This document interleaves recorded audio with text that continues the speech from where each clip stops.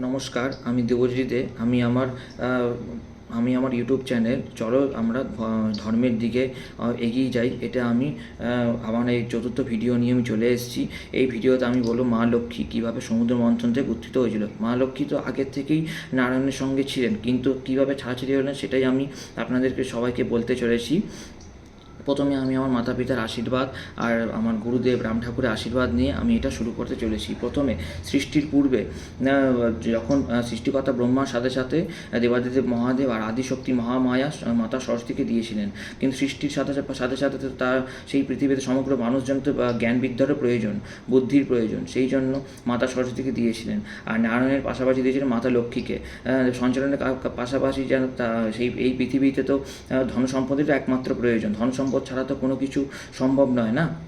এদিকে বিদ্যা বুদ্ধি আর ধনসম্পদ, এই দুটো ছাড়া পৃথিবীর সৃষ্টি আর বা সঞ্চালন করা অসম্ভব ছিল। সেই জন্য মাতা সরস্বতী আর মাতা লক্ষ্মীকে দিয়েছিলেন ব্রহ্মার সাথে আর নারায়ণের সাথে। এবার আমরা চলে আসি কীভাবে এই লক্ষ্মীর কাছ থেকে ছাড়াছাড়ি হয়েছিল নারায়ণের। যখন ঋষি দুর্বাসা মুনি গভীরভাবে যজ্ঞ করছিলেন, তার সমগ্র তপবল ওই যজ্ঞের মধ্যে নিহিত ছিল। সেই যজ্ঞের অধিষ্ঠানের ওখানে অসুরগুরু শুক্রাচার্য উপস্থিত ছিলেন। সেই যজ্ঞ থেকে একটি দিব্য মালা উত্থিত হয়েছিল। সেই দিব্য মালার সেই দিব্য মালার মধ্যে বনদেবী অধিষ্ঠান করছিলেন। তখন ঋষি দুর্বাসা মুনি ঠিক করলেন, না, এই মালা অসুরদের দেওয়া যাবে না, সেই জন্য এটা দেবতাদেরকেই দেওয়ার প্রয়োজন।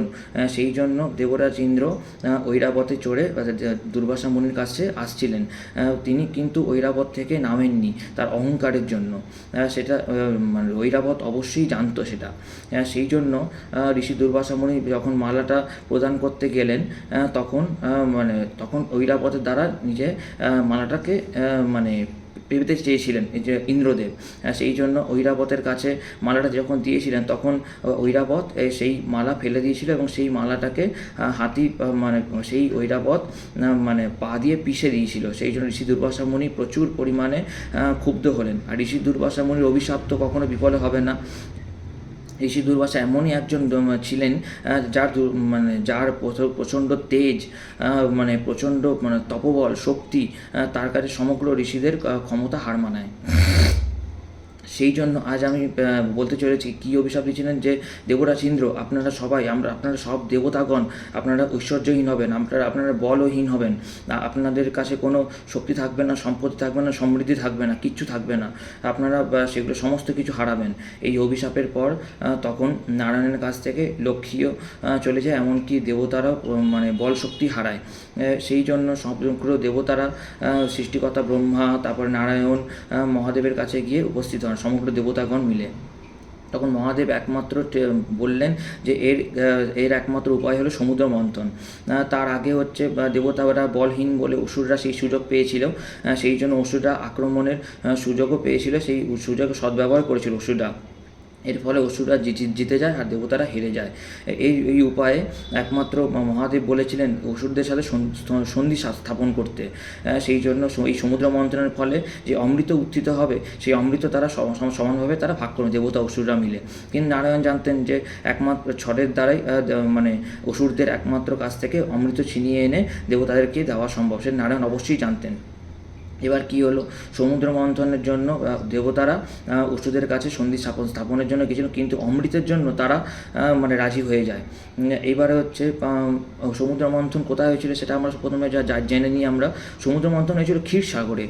সেখানে মন্দার পর্বত হিসাবে দণ্ড হিসাবে আনা হয়, আর রজ্জু হিসাবে মহাদেবের যে গলার যে বাসুকী নাগকে রজ্জু হিসাবে ধরা হয়, ঠিক আছে। আর নারায়ণ বা দেবরাজ ইন্দ্রকে বলেছিলেন যে তুমি কিন্তু কখনো নাগরাজ বাসুকীর মাথার দিকটা ধরবেন না, বা আপনারা কেউই ধরবেন না, কারণ টানাটানি করে ডান দিক থেকে বাঁ দিক থেকে ডান দিক টানাটানির ফলে নাগরাজ বাসুকীর মুখ থেকে বিষ নির্গত হতে পারে। সেই জন্য আপনারা লেজের পশ্চাৎ ভাগটাই আপনারা নেবেন।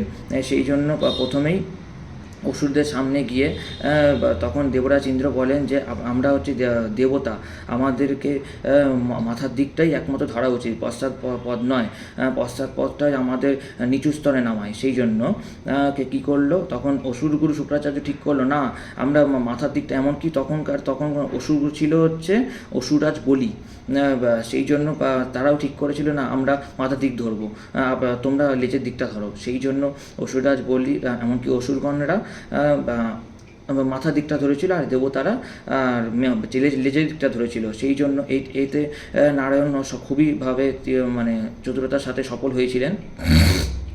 এইবার হচ্ছে মন্দার পর্বত থেকে আর নাগরাজ বাসুকে যখন টানতে ডান দিক থেকে বাঁ দিক থেকে ডান দিক টানতে যখন মানে দেখেন যে মন্দার পর্বত আস্তে আস্তে ক্ষীরসাগরের পুরো নিচে মানে বসে থাকে, তখন কি করলেন নারায়ণ, তখন কুর্ম অবতার ধারণ করলেন।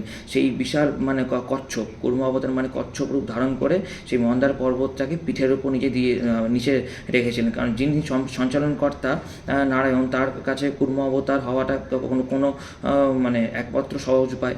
সেই জন্য এই সমুদ্র মন্থনের কার্যে নারায়ণ সাহায্য করেছিলেন। এর ফলে প্রথমে উত্থিত হয়েছিল সম্পদের দেবী লক্ষ্মী। যেহেতু আগেই দেবী লক্ষ্মী নারায়ণের স্বামী ছিলেন, সেই জন্য নারায়ণের কাছে চলে গেলেন। তারপরে উত্থিত হলেন কে? বারণী হচ্ছেন একজন নারী। তিনি মানে খুবই মানে খুবই নোংরাতম একটা পোশাক রূপে উত্থিত হয়েছিলেন সুরা নিয়ে, সেটা অসুরা নিজের কাছে হস্তগত করেছিলেন। ঠিক আছে।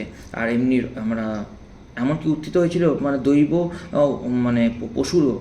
প্রথমে উত্থিত হয়েছিল হচ্ছেন কামধেনু হচ্ছেন এমন এক গাভী, তিনি সমস্ত কিছু ইচ্ছা পূরণ করতে পারতেন। সেই কামধেনু গাভীকে প্রদান করেছিল মহর্ষিদের কাছে, কারণ ঋষিরা তো সবসময় যজ্ঞ করবেন, সেই যজ্ঞের ফলে ঘিয়ের প্রয়োজন হবে, ঘি ছাড়া তো যজ্ঞ সম্ভব নয়। সেই জন্য ঘি যাতে কম না পড়ে, সেই জন্য সেই ইচ্ছাপূরণ গাভী প্রজাপতি ব্রহ্মা মুনি ঋষিদের দিয়ে দেন, যাতে কোনো দিন তাদের ঘিয়ের অভাব যেন না হয়। এরপর উঠেছিলেন হচ্ছে ঐরাবত তো আগের থেকেই ইন্দ্রদেবের কাছে ছিল, সেই জন্য ঐরাবত ইন্দ্রদেব ধারণ করলেন। এবার উঠেছিল হচ্ছে উচ্চেশ্রবার 7 মুখ ঘোড়া। এই ঘোড়া ছিল কি প্রচুর পরিমাণে খুব দ্রুত দৌড়াতে পারতো এবং 7 মুখওয়ালা ঘোড়া। এই ঘোড়া নিয়েছিলেন মানে অসুরাজ বলি, কিন্তু কোনো পুরাণে দেখা যায় যে এই 7 মুখ ঘোড়া মানে দেবরাজ ইন্দ্র নিয়েছিলেন। আবার এমনকি বলা হয় যে এই 7 মুখ ঘোড়া সূর্যদেবও নিয়েছিলেন, কারণ এই সূর্যদেব এই 7 মুখ ঘোড়া নিয়েই তিনি মানে আমাদের পৃথিবীতে দর্শন দিতে আসেন। সেই জন্য সূর্য উদিত হয়, এমনকি অস্তও যায়। আর সূর্যদেবের সারথি হচ্ছেন অরুণদেব, সেটা আমরা সকলেই জানি। এরপর উত্থিত হয় হচ্ছে উচ্চেশ্রবার পর এবার হচ্ছে মণিরত্ন সমূহের মধ্যে কৌস্তবমণি। এই কৌস্তবমণি হচ্ছেন নারায়ণ নিজে দখল করেন, নারায়ণের কাছে হস্তগত হয়। এরপরে উঠে আসেন পারিজাত বৃক্ষ। এই পারিজাত বৃক্ষ হচ্ছে এমন এক বৃক্ষ যার পাতাগুলো সবসময় খালি জল করে, কোনো দিন এই বৃক্ষ কিন্তু শুকিয়ে যায় না। তারপরে উঠে আসে হচ্ছে কৌস্তবমণির হয়ে গেল। তারপরে হচ্ছে অপ্সরাগণ হচ্ছে অপ্সরাগণেদের মধ্যে ছিলেন হচ্ছে দিব্য নারী, এরা সব ছিল, তারা নাচের সব কিছু তো করতে পারতো, নাচ গান সমস্ত কিছু করতে পারতো। তার মধ্যে রম্ভা, মেনকা, পুঞ্জিস্থলার কথা আমি আপনাদেরকে আগের ভিডিওতে বলেছিলাম, মনে আছে? হনুমানজির মানে মা যে অঞ্জনা, তার পূর্বজন্মে তিনি অপ্সরা ছিলেন, সেই পুঞ্জিস্থলা হচ্ছেন এই পুঞ্জিস্থলা। তারপরে আরও সবাই মানে উঠেছিলেন সমগ্র নারীরা, কিন্তু নারীরা বেছে নিয়েছিলেন তার গন্ধর্বদের, নিজের মতো রূপ চয়ন করেছিলেন। এরপর উঠে হচ্ছে কল্পবৃক্ষ হচ্ছে একটা দিব্য বৃক্ষ। কামধেনু যেরকম ইচ্ছা পূরণ করতে পারতো, কল্পবৃক্ষ সেরকম ইচ্ছা পূরণ করতে পারতো। এই কল্পবৃক্ষ দেবতারাও হস্তগত করেন। আর হচ্ছে উঠে আসেন হচ্ছে চন্দ্রদেব। এই চন্দ্রদেব মানে নিজেই স্বেচ্ছায় মহাদেবের কাছে চলে যান, মহাদেবের কাছে শোভিত হন। তারপরে এবার কি উঠে আসে? দিব্য সাঙ্গ অর্থাৎ ধনুক। এই ধনুক হচ্ছে দেবশিল্পী বিশ্বকর্মার তৈরি। এই ধনুক নারায়ণের কাছে নারায়ণ নিজে হস্তগত করেন। তারপরে কি উঠে আসে হচ্ছে শঙ্খ। এই শঙ্খের নাম হচ্ছে নারায়ণের শঙ্খ, নারায়ণ নিজে হস্তগত করেন। নারায়ণের এই শঙ্খের নাম হচ্ছে পাঞ্চজন্য শঙ্খ। আর হচ্ছে উঠে আসে হচ্ছে মানে আরও অনেক কিছু জিনিস উঠে আসে রত্নসমূহ। আর তারপরে উঠে আসে হচ্ছে দৈবকুণ্ডল। এই দৈবকুণ্ডল তিনি গ্রহণ করেন ইন্দ্রদেব, যাতে তার মাতা অদিতিকে, দেবতাদের মাতা অদিতিকে যাতে দিতে পারেন। সেই জন্যই দেবরাজ ইন্দ্র এই দিব্য কর্ণকুণ্ডল গ্রহণ করেন। তারপর উঠে আসে হচ্ছে হলাহল। হলাহল হচ্ছেন এক তীব্র বিষ, যেটি একমাত্র সমগ্র যত সব রত্নসমূহ সমুদ্র মন্থনকালে উঠেছিল সেগুলির মধ্যে মানে বেশি গুরুত্ব পেয়েছিল হচ্ছে এই হলাহল। এই হলাহলের ফলে একের দিকে হলাহল আর অন্যদিকে হচ্ছে নাগরাজ বাসুকীর তীব্র বিষের তেজ, এই দুটি মানে দেবতারা সহ্য করতে পারছেন, এমনকি অসুররা তো সহ্য করতে পারছিলেন হলাহলের কারণে। সমগ্র সৃষ্টি ধ্বংস হতে বসেছিল। সেই জন্য মহাদেব নিজের কণ্ঠে ধারণ করে তিনি নীলকণ্ঠ নাম উপাধি লাভ করেন। তারপর উঠেছিল হচ্ছে ধন্বন্তরী। ধন্বন্তরী হচ্ছে দেবতাদের হচ্ছে চিকিৎসক। তিনি উঠে আসেন হচ্ছে অমৃতের এরকম বড় একটা ভাঁড় নিয়ে, অর্থাৎ পাত্র নিয়ে উঠে আসেন। তারপর এবার অমৃত ওঠার পর এবার দেবতা অসুরদের মধ্যে যুদ্ধ শুরু হয়ে যায়। যুদ্ধের সময় তখন এই অমৃতের পাত্র নিয়ে তখন নারায়ণের মানে বাহন গরুর উড়ে যেতে থাকেন। সেখানে উঠতে উঠতে যেখানে যেখানে এই অমৃতের মানে ফোঁটা পড়েছিল, কোথায় পড়েছিল, প্রথমে আমরা চলে আসি হরিদ্বারে পড়েছিল, তারপরে প্রয়াগরাজ, তারপরে পড়েছে উজ্জয়িনী, তারপর নাসিক এবং পশ্চিমবঙ্গের মানে গঙ্গার ত্রিবেণী গঙ্গার ধারে পড়েছিল। এই 5 জেলায় পড়েছিল, বিশেষত 4 জায়গায় মানে অমৃতের ফোঁটা পড়েছিল, সেই জন্য কুম্ভ নাম স্থাপন করে। ঠিক আছে। আর হচ্ছে এবার অমৃতর সময় যখন টানাটানি হয়, তখন অমৃত যখন মানে যুদ্ধ হয়েছিল, এবারে তো টেনে নিয়ে চলে গেছিলো গরুর। এবারে হচ্ছে তখন নারায়ণ কী করলেন, তার হচ্ছে মোহিনী অবতার ধারণ করেন। এই মোহিনী অবতারের ফলে অসুরদের অমৃত থেকে মনোযোগ সরে যায়, এমন সেই তখন পক্ষীরাজ গরুর তার তো মানে তার আদারদা নারায়ণের কাছে সেই অমৃতের পাত্র নিজে দিয়ে দেন। মোহিনী রূপে তিনি দেবতাদের পান করতে থাকেন। কিন্তু অসুরদের মধ্যে একজন ছিলেন কে, শরভানু হচ্ছেন এমন এক অসুর, খুবই চালাক। সেই জন্য তিনি দেবতাদের রূপ ধারণ করে তিনি দেবতাদের মাঝখানে বসে যান।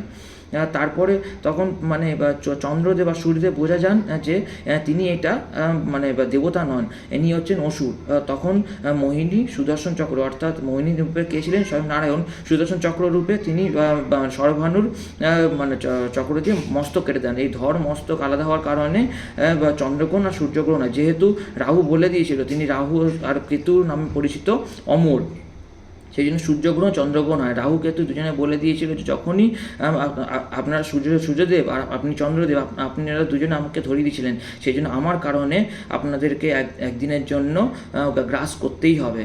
সেই জন্য প্রতি বছর সূর্যগ্রহণ চন্দ্রগ্রহণ হয়। এটা হচ্ছে রাহুর কারণে, রাহুর এটা মানে অভিশাপ ছিল, যেহেতু অমৃত গ্রহণ করে সেই জন্য অমর। সেই জন্যই এইটাই হচ্ছে একমাত্র সমুদ্র মন্থনের মেন কারণ। সমুদ্র মন্থন কীভাবে হয়েছিল, কেন হয়েছিল, কিসের জন্য হয়েছিল, সমগ্র কিছু আমি আপনাদেরকে ব্যাখ্যা করলাম। আমার যদি কোনো ভুল ত্রুটি হয়ে থাকে আপনারা সবাই আমাকে ক্ষমা করে দেবেন।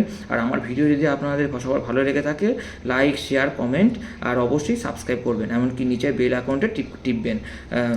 জয় শিবশম্ভু, জয় দেবাদিদেব মহাদেবের জয়, জয় পালনকর্তা নারায়ণের জয়, জয় সৃষ্টিকর্তা ব্রহ্মার জয়। আজকে বৃহস্পতিবার মা লক্ষ্মীর মন্ত্র দিয়ে আমি এই ভিডিও শেষ করছি।